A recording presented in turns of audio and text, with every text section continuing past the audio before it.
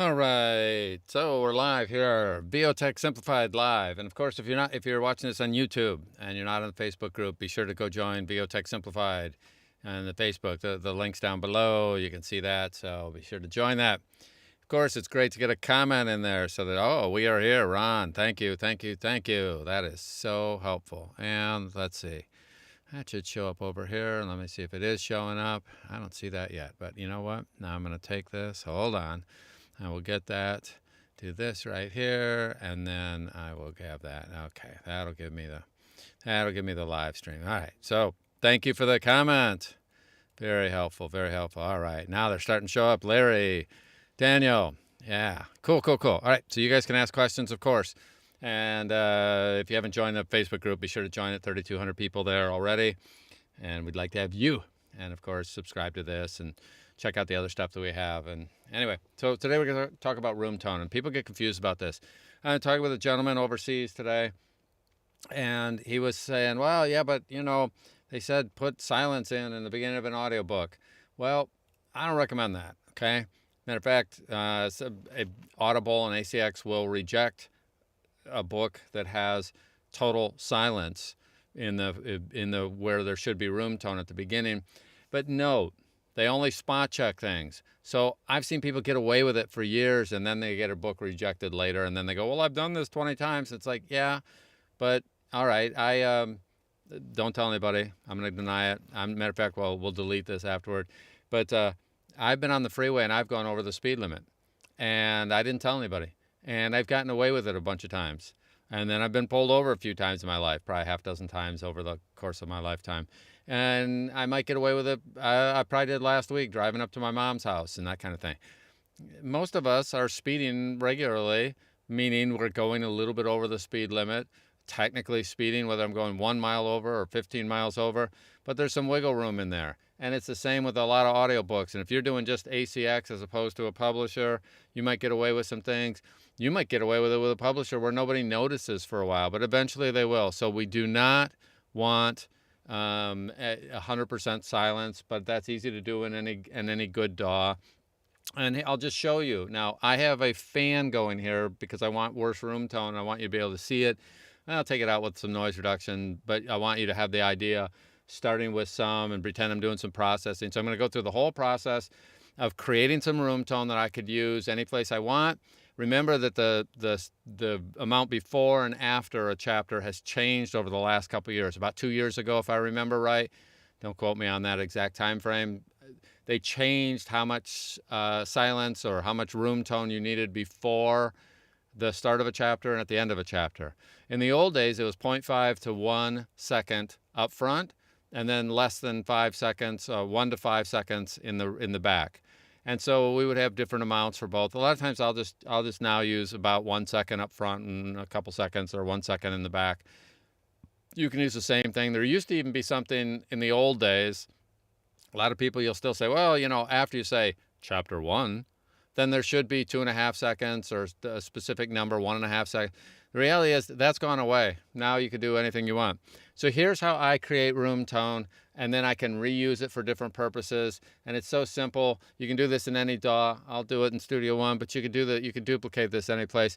But it's before I start recording, I do something that's very difficult for me, and it's called shut up. Okay? Oh, and Joe, thank you for the comment about the good video. Yeah, so I have run tests, multiple tests that have run for 17 hours and 20 hours with 0 issues, and currently the stream is showing that it's all doing good, so hopefully that keeps up.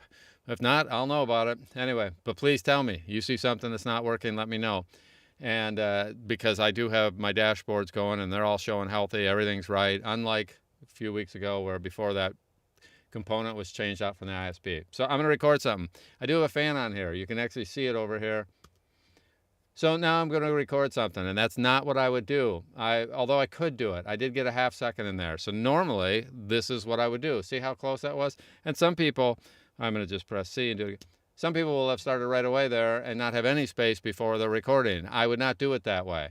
What I would do instead is go back home, I'd press record, and I'd shut up. I'd be quiet. If it's just me, I can swear, but since you guys are there, I won't do that. I'm going to minimize this so you can see better what's going on there. All right. And so Here's what I would do if I want some room tone. I record a chapter. And I just be quiet for a second and a half there. Nothing major. And then I would get to the end of my chapter because I probably want to give myself two bites at the apple and pretend the end is near, or the end is here. Okay, I have that pretty loud. The end. I'd put a couple seconds at the end of a chapter. All right, I'd probably get rid of that last little where I pounded on my keyboard. And there I go.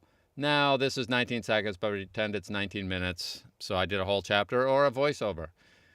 And then there are some people that actually will do this every chapter and keep it, and I do not. I recycle it over and over and over and over again because my room is the same, my setup is the same, my mic's in the same spot, my interface is set up the same, everything's set up the same. Recommend you do the same thing. Your goal is to have your environment to be as close to identical every time you record as humanly possible. I would like to be the exact same distance from my mic. I would like to have my mic in the same position. I want my interface set to the exact same value. I want my DAW set up the same way. I try to get everything out of the way so that the 100% focus is on the performance, not on something else. Oh, by the way, I can see my gain is up. So my gain's up a little hotter than it might be, but so I'm going to leave it. By the way, I would prefer to record this right about there. It was a little hotter. I can actually see on one of my dashboards. So one of the live sessions I did earlier today, somebody said compared to somebody else I wasn't loud enough. I turned it up. So anyway, that's a little louder. You change things if you're going back and forth from YouTube to record. And I don't record in this room usually anyways. I use my wife's studio is much better. I'll record there whenever I'm working on something that's even more important. This room's decent, and I have a fan going right now, so it's just totally worse.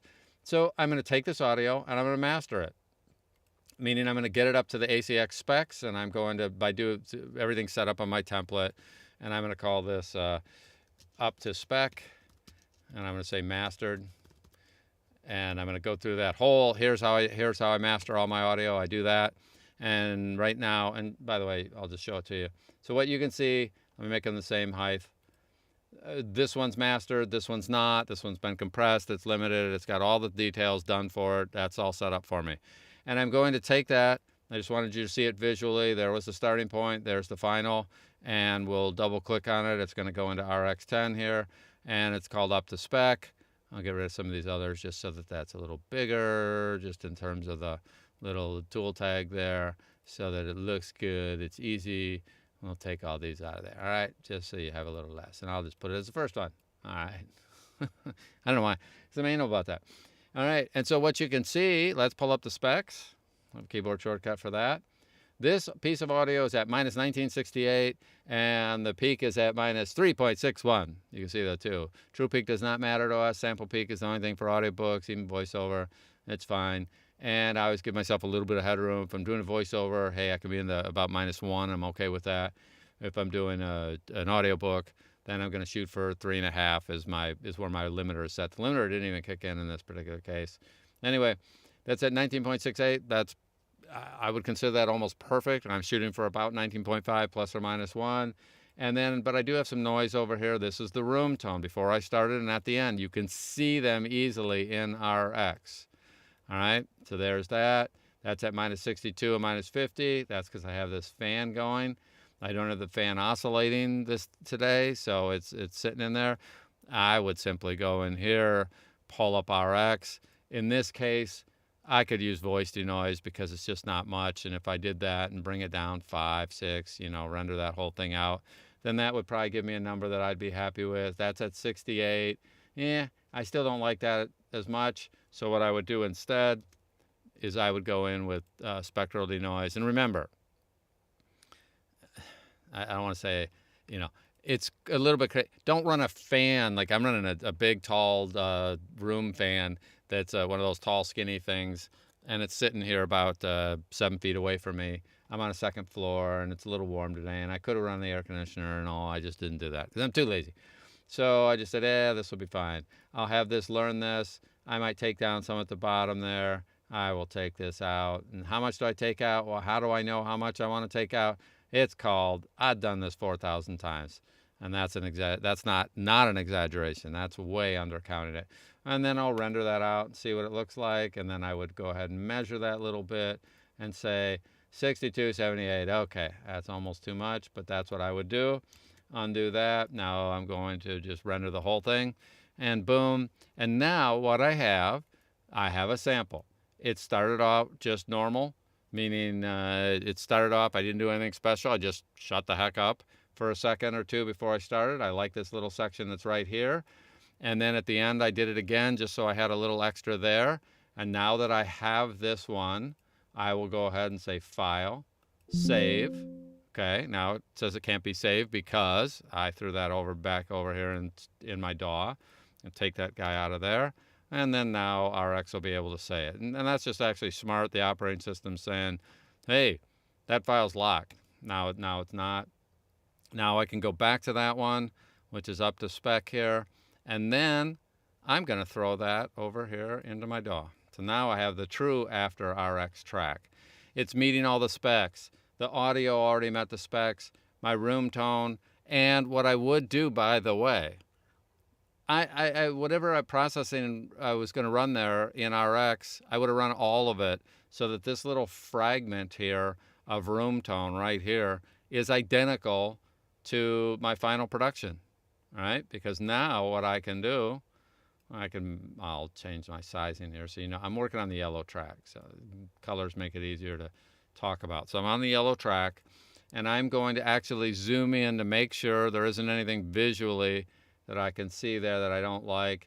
And I'm going to take, I like this, like right here. It's even. I could have taken also right here. Now note, hey, by the way, I washed my hands earlier. And even though I washed my hands, if we put that under a microscope, I saw when I was, for some reason in a science class, they showed us pictures of all the little creepy crawly stuff, the bacteria or bugs or whatever they were that are on our fingers. And for some reason, I remember it was a high school, junior high lab class, and they showed us eyelashes. And they showed us what eyelashes look like under a microscope. And there were creepy crawly things falling on. No one wants to think about that, but our gut is full of bacteria. Our hands have it, even if you wash them.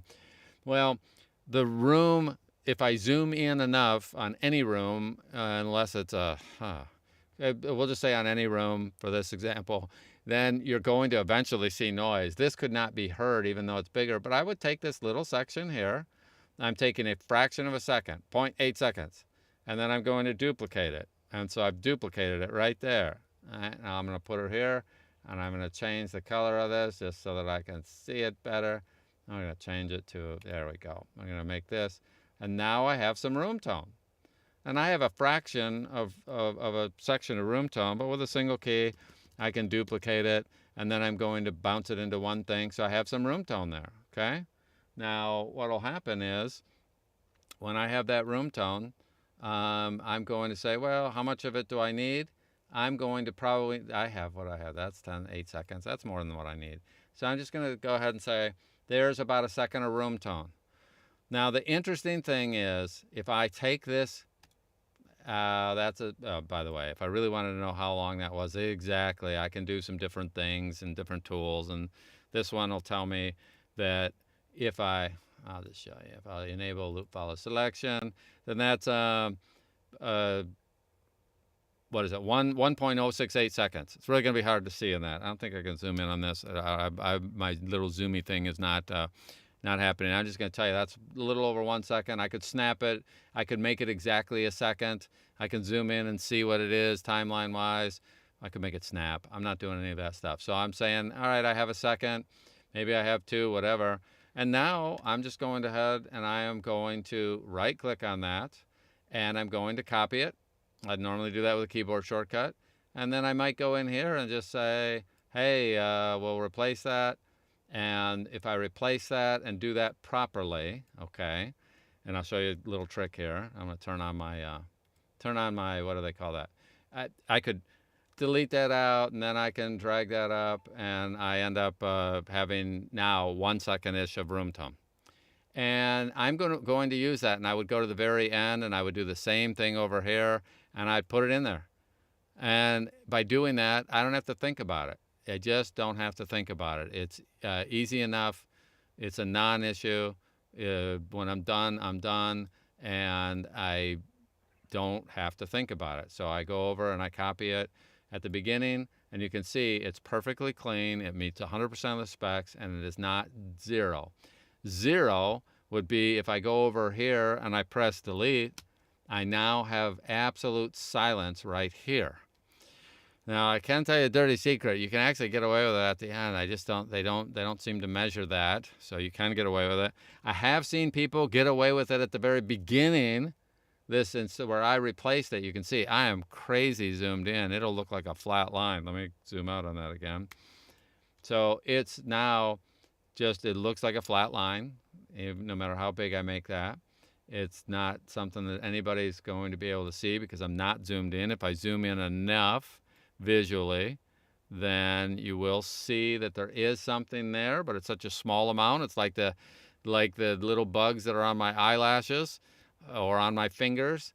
Nobody will see it. You can see the difference between there was a breath going on right here, and because there was a breath going on, then it is louder.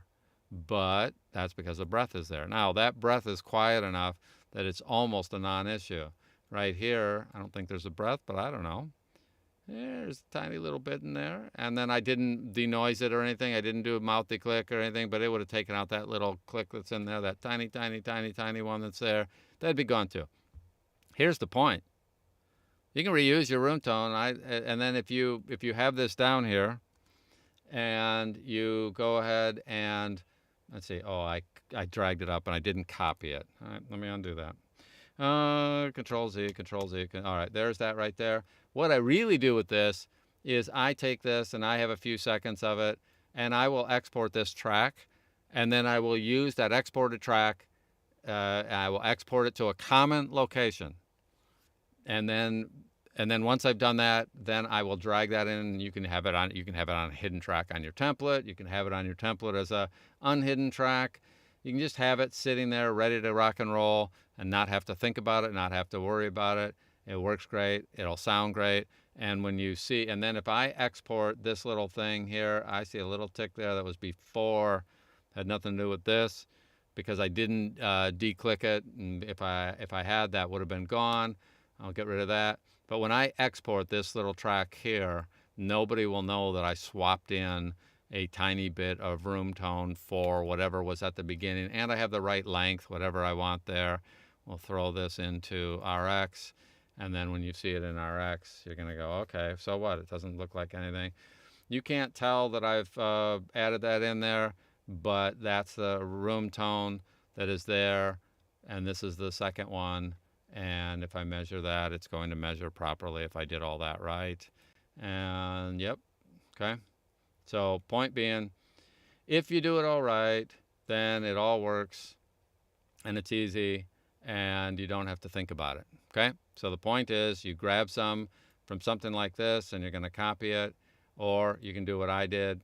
All I did was I took this. I have a replace that I could use, but I'm not doing the replace in there. And when I do that, then I'm going to take this and I just do a simple drag up, and then because I have ripple edit turned on, it just inserted it with whatever I had there. If I had undone that, and if I had just grabbed a little section there, then I could go ahead and drag this up, and it just gives me the little section. So there's an inch of it or a 1 second of it, and that's all I do. I copy it, do a replace. It's easy, and I can use that over and over and over and over and over again 100 times. And I just save this. I actually save this as its own little audio file in the background, and I use it at the beginning of and the end of every single track that I produce for every audiobook. Can you go through and save audio and recreate that every time? Absolutely, you could. But over doing thousands and thousands of chapters, I'll guarantee it's not worth it, and it doesn't make your audio any better. Nobody really listens to that. That's a specs only thing. You do not want total silence.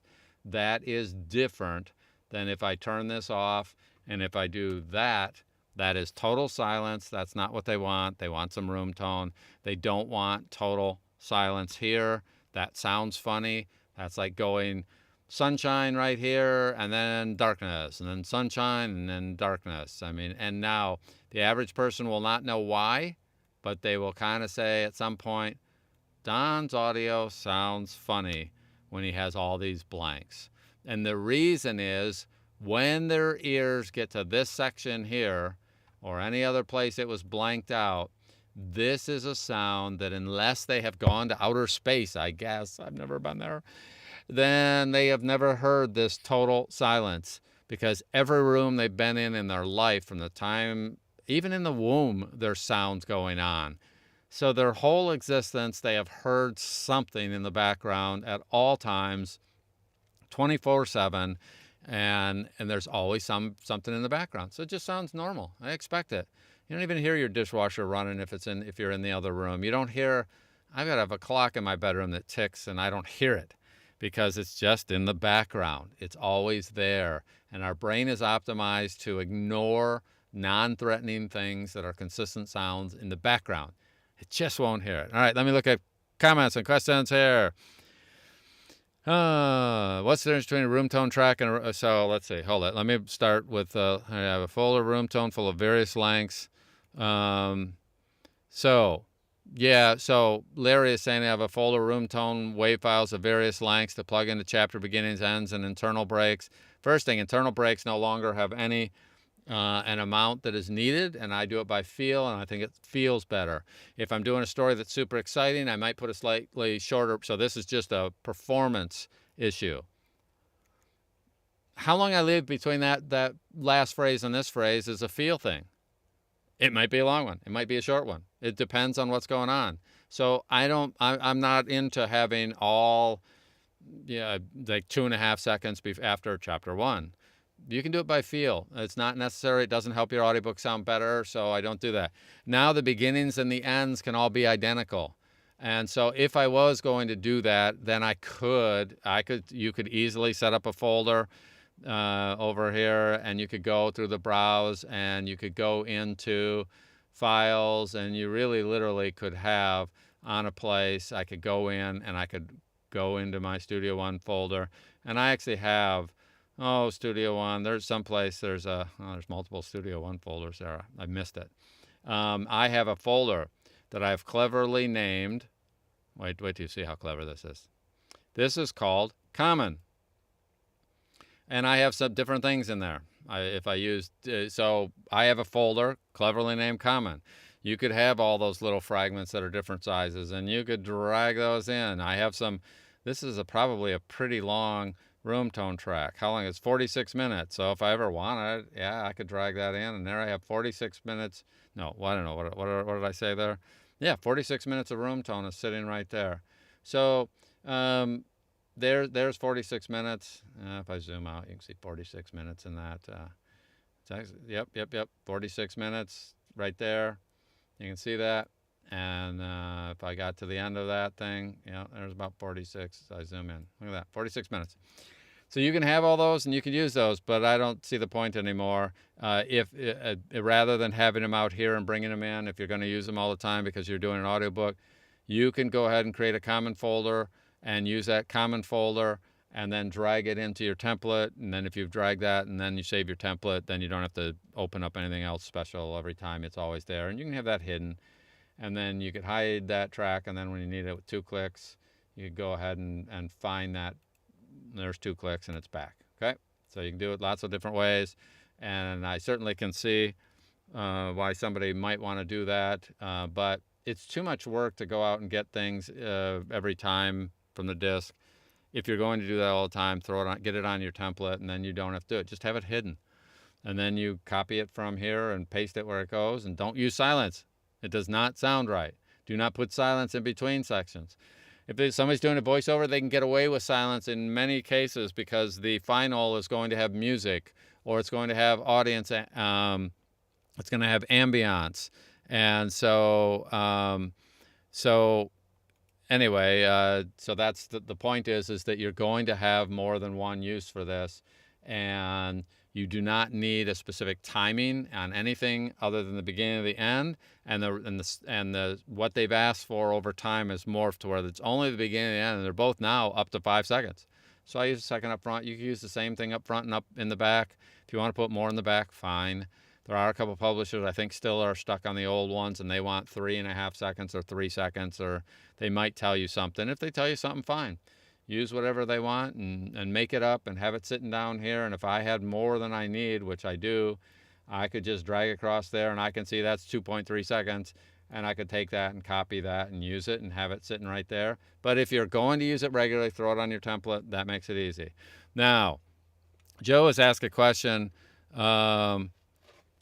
Internal breaks before a new section. Okay, but a new section, I don't know what that means. So it's for a new section. Is that between chapters or a new section? And even so, most of the time I still don't have a set amount. You could. Most of the time, I don't want to say it doesn't make sense, but there are authors that create their books in sections rather than chapters.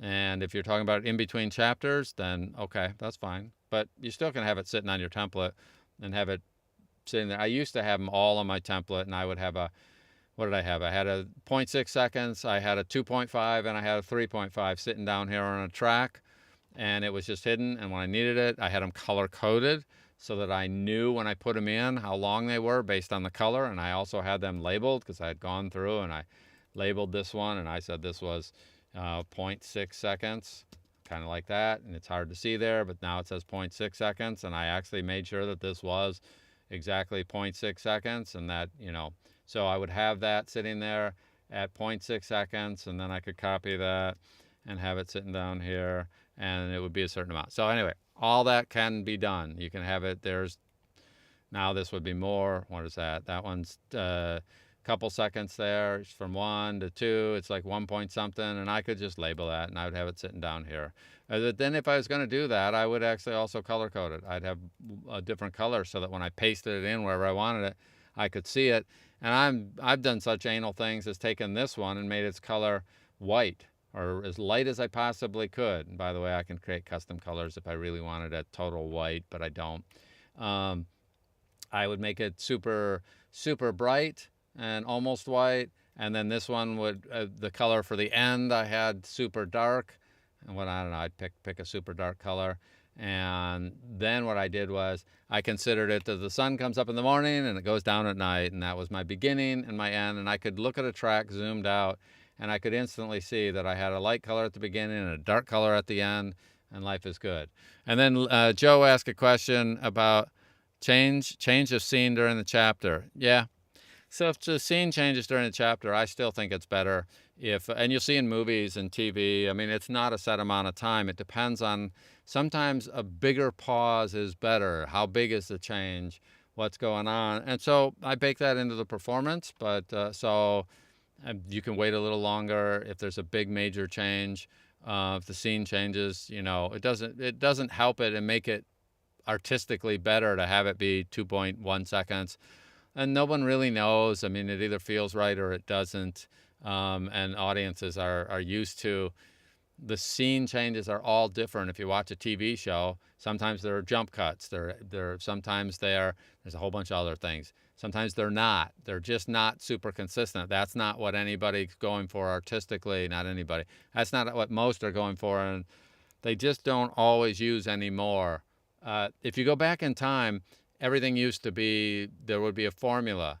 But now you have this whole weirdo thing where a lot of shows aren't even in chronological order anymore, which is the most bizarre thing. So you start off the show and it's running for a little bit, and then all of a sudden it has a, quote, flashback, and it says, 6 weeks before. So you kind of know where it was going. In other words, art has become such that they don't even want it to start at point A and chronologically go through and tell the story. A lot of the modern movies and Netflix series and Prime series are no longer just a predictable, here's the transition from one to another. They use all sorts of different devices. And you certainly can go ahead and put in a 2-second between scene things. That'll be okay, but I just don't think it's worth it. I don't believe it makes the book better. And if, I just wait my 2 seconds, and if it feels good, fantastic. And if it doesn't, I'll change it for the next one, do a little more, a little less. But anyway, so you definitely need the beginning and the end. You want them to be consistent. If you want to put them in the middle too, that's fine. No stress from me. And then Joe, you asked a question. What's the difference between room tone track? A track is a track where we put in audio, we record audio, we do all sorts of things like that. A layer in Studio One, it's not the same in others, is a very special track. It is a child, like you'll even notice it starts off the same color. That's because this is a child track. If I were to take my room tone, let's see if I still have that down here. Let me go find some, I didn't, what did I do here? I have to figure out. I'll go grab some room tone in a place where I know where it is. Okay, I have a common folder, and I can do it the other way here. We'll go over here to Studio One, and then I'm going to songs, and then I don't have to do this often enough to actually have it all easy. But all right, here's some room tone. And if I take this room tone here and I drag it onto a layer, it just has a totally different usage because layers are different. So this is a Studio One thing, so I'm not going to spend much time on it. But if let's say right here, I want to put in some room tone, I could actually drag right here to here. And what I've done is taken whatever's down here and copied it and pasted it up there. And so it's a quick way to put in some room tone if I wanted it. Now, I normally wouldn't be filling in a blank spot. What I would have been doing, let me undo both those. I also can take this if you want. By default, it's that, but I'm going to make it kind of let's make it a reddish, pinkish. Now, whenever I use this, it'll be obvious that I've taken this and I put it up there and I put it up there, drag it, drop it. It goes ahead and copies it there. And then, of course, because of the way it works, I can also later come back and readjust. If I had gone too far, I can zoom in or zoom out or whatever. And I just can adjust the ends of it, start and end point of that. So you can't do that with a track. With a track, I have to copy it and paste it, or copy it and insert it. If I have it on a layer, then I'm able to go ahead and have it cover up some other things. But I also can readjust it. And a layer is specific to a track. So it's a child of this track. And it cannot be separated. I cannot use this audio directly on the green track down there or on the blue track. Or I could copy it and paste it. But by default, this is set up to where I could, let's say I have a noise. Here, let me find something. Pretend let me find a piece of noise. Cool. Watch this. So here's some noise right here. Look at these tiny, tiny, tiny things. But let me zoom in so you can see them. I'll zoom in on those guys. All right there. I have some noise. What I'm going to do is I'm going to go down into the layer and I drag it across, and now I've eliminated that. So, and it puts in some crossfades automatically at the beginning and the end that are 10 milliseconds, so no one will ever hear that I've gone out from one to another. And of course, if I do it this way, it just looks totally clean because I took the same room tone that I'm using at the beginning, the end, and the middle. It's really the same. I now can use it there. And if there was some noise sitting right here, then I could go ahead and click, drag, release. And now I take whatever's on this layer and it makes a copy of it, puts it up above, puts in the crossfades. And then, of course, I can come back later and I can get my original audio back, or I can adjust the start and the end. But that's the Studio One specific feature. Some other DAWs have the ability to do that kind of thing. It comes from something that people do musically, and we've stolen it for doing voiceover stuff. But there are some musical applications for that. And I could take and throw in some room tone here at the very beginning if I wanted by using that layer. And now I have room tone that has gone right from the beginning, and I can adjust its starting point and its ending point and make it, go right over that. All right. So there's a bunch of things you can do with that. But I should do a session in the Studio One group rather than this, because people are using all sorts of different DAWs here, so it won't really matter. Okay, so Joe, that gives you I hope that gives you a feel for it. And then remind me again, I'll do a session in the Studio One group that shows off that feature. That's a really cool thing. When I showed this to a guy who showed me cut, copy, paste. It's the thing in Audacity that you can do where you can have some room tone and you can paste it in. And he showed me that, and I thought that's really cool. But this layer stuff is even better if I wanted to just drag across and have it work. It's the equivalent of that, but even faster. Okay. Dun dun dun dun dun dun. So spectral denoise, yes, only. So Joe's asking a question here about RX. So happy to talk about that. The spectral denoise in RX only remove. Yeah. So spectral denoise is like a bloodhound, and when you take a bloodhound And I'm going to take, oh, this one. Here was the original one. I just didn't put it at the end. So here was the original one. So what I can do with this is of course, I've never had a bloodhound, but I've seen it on TV, so I know all about it. Anyway, but I do know how they work. I do know how those dogs, they have great sniffers. And I think you can, if you hand them a shirt that you wore, and because people, not me and not you, but other people stink, okay? Now, we all have some scent, and the dog can pick up on it. They have high, and what we do is we let them smell a shirt that we've worn, or shoes. I don't know, some article of clothing. Then they will smell that, and they can look out. They can go into the world, and they can just identify. Okay, that person matches the scent that I already picked up off the shirt or whatever I was wearing. Well, spectral denoise is looking at whatever I train it on when I learn it. So now I'm showing it this as noise. What does it do? It can do the math, and it says, okay, based on however you set this stuff, render that out, and it'll remove all that stuff from our audio. And I'm showing it literally, this is garbage, and then I'm giving it some parameters, but this is stuff. Remember, you have this totally bizarre thing. There is no such thing as noise. Well, there is, because we define it as noise. In the real world, noise is just sound.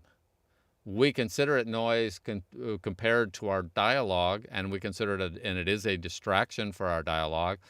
But from a computer point of view, when you think about it, this is sound that the mic picked up. This is sound that the mic picked up. And if I switch it over to where you see it, there is sound there, and there's a different sound here, which is the dialogue. It's all just sound. So what we're doing is we're taking RX and we're saying, hey, pay attention to this sound. This is the scent, and learn that. And once you've learned that, go ahead and take that out. Now, the newer tools, like in Dialogue Isolate, you will go ahead, and it is doing something. It's actually kind of doing the opposite, which is really cool. I find these are running the different sides of the equation. Let me put this back. This one is going ahead and taking, and let me set this up. This one's just looking at the noise, and it knows what dialogue is. And because it knows what dialogue is, it assumes all the other stuff is noise.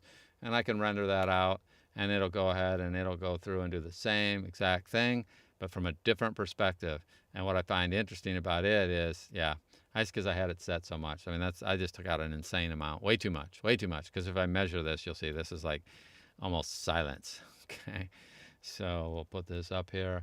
Yeah, minus 95. So yeah, whole lot too much.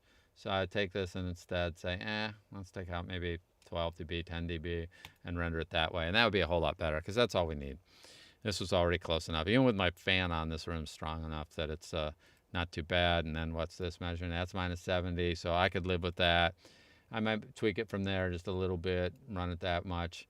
Needed a little more because of that fan. But point being, Dialogue Isolate approaches noise from one direction. Spectral denoise approaches it from another.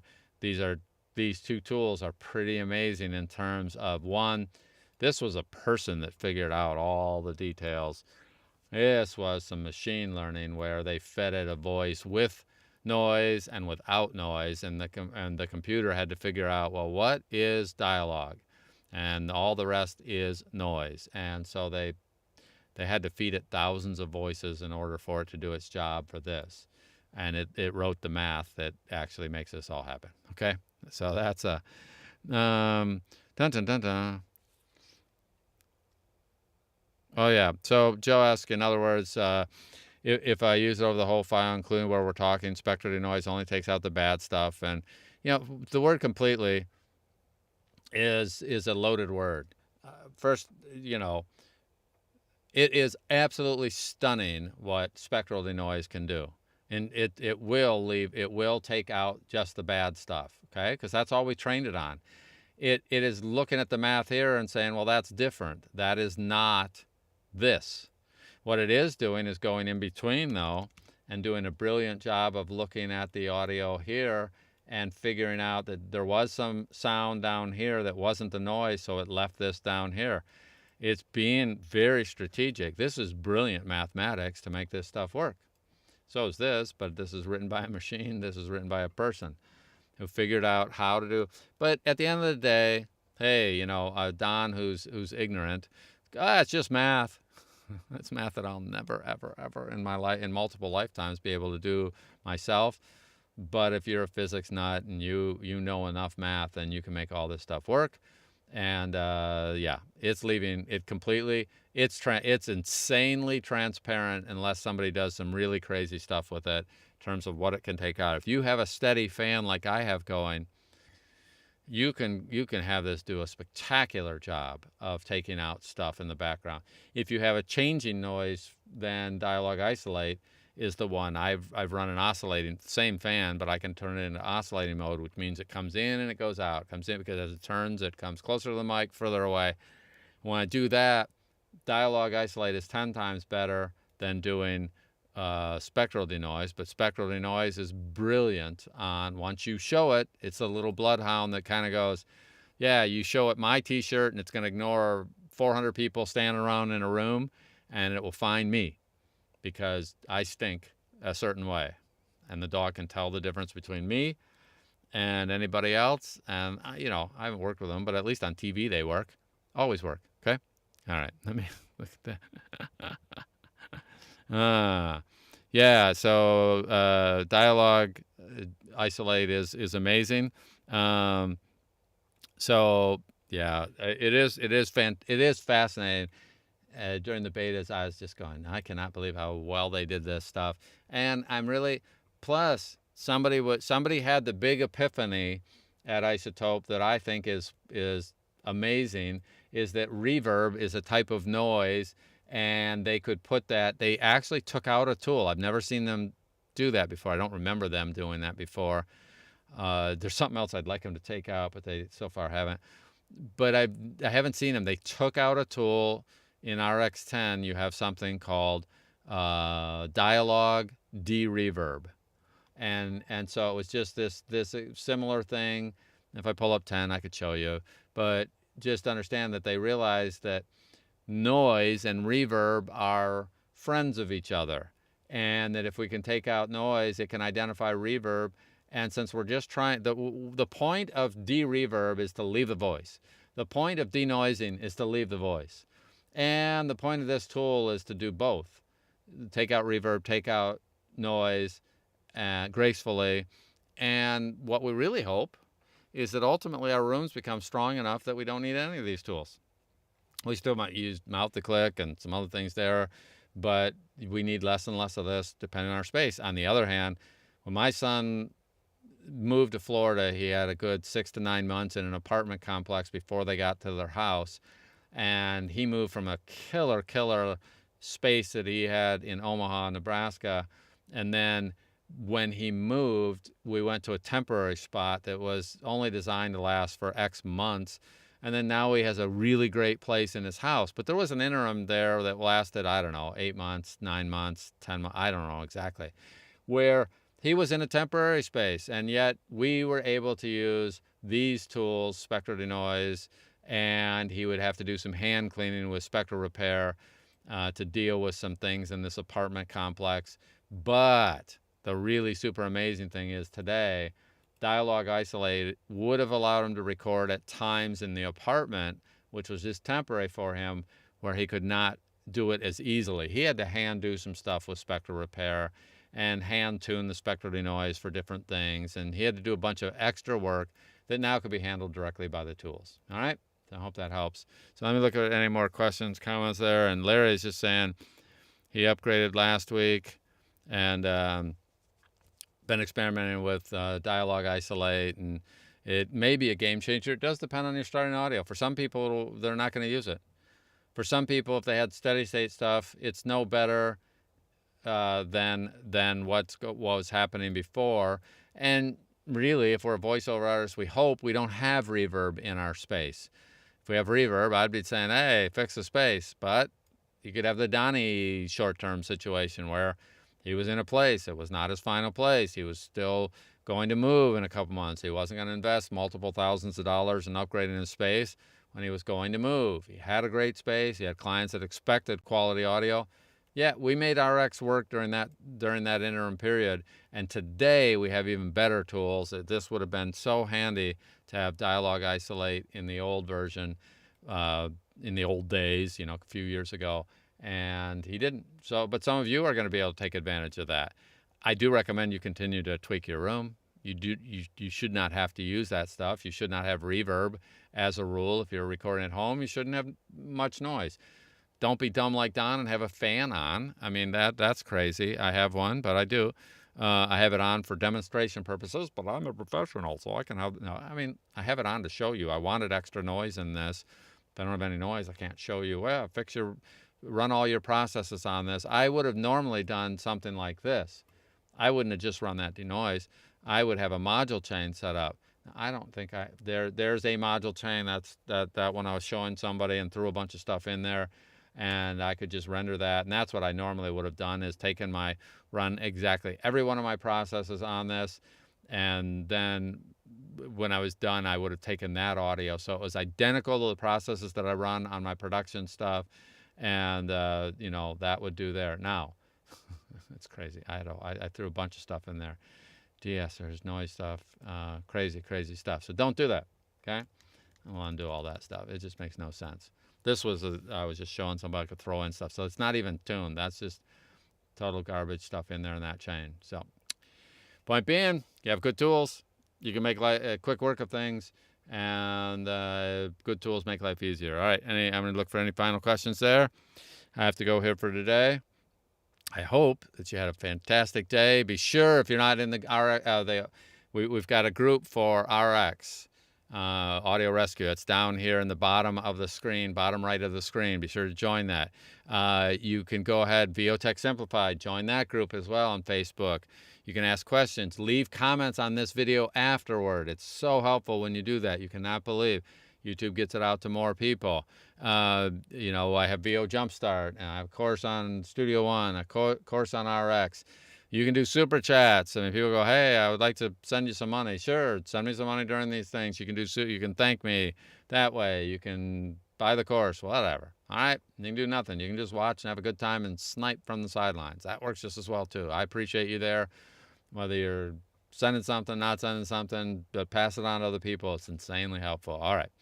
Ask me questions during the week. That's what gives me ideas for what the best things to do. This session came out of somebody today, happened to be overseas, asking me about room tone and what they were doing overseas.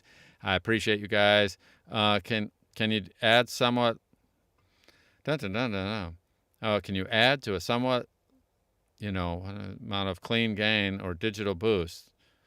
Yes, there is, sort of. I don't know what you mean, though, whether it's coming from the interface.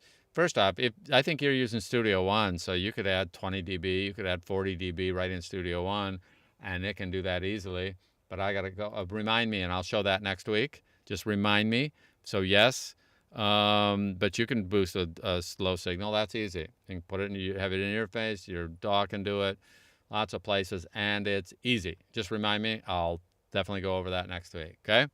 So you guys have a fantastic week, and I look forward to seeing you on the wires. Join me later. Bye.